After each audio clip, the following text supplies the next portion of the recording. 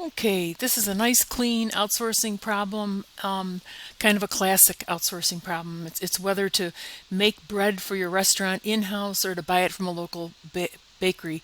And the chef estimates that the variable costs of making each loaf, we've got 54 cents for of ingredients, for that's direct material, 20 cents of variable overhead, and 71 cents per loaf of direct labor for kneading and forming the loaves.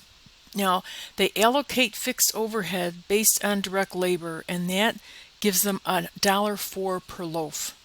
Okay, none of the fixed costs are avoidable. You know, this is done like right in the kitchen. You still have the kitchen, it's not going away. So the local bakery, okay, then the local bakery would charge Luca's Garden $1.72 per loaf.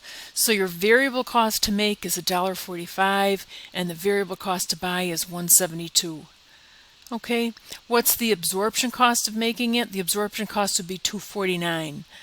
Okay, should they make it in-house or buy it from the local bakery? They should make it in-house, okay, for a couple of reasons.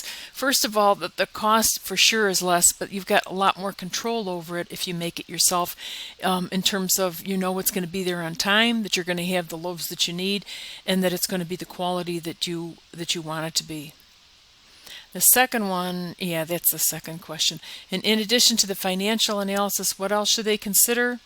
Will the local bakery meet its delivery time requirements?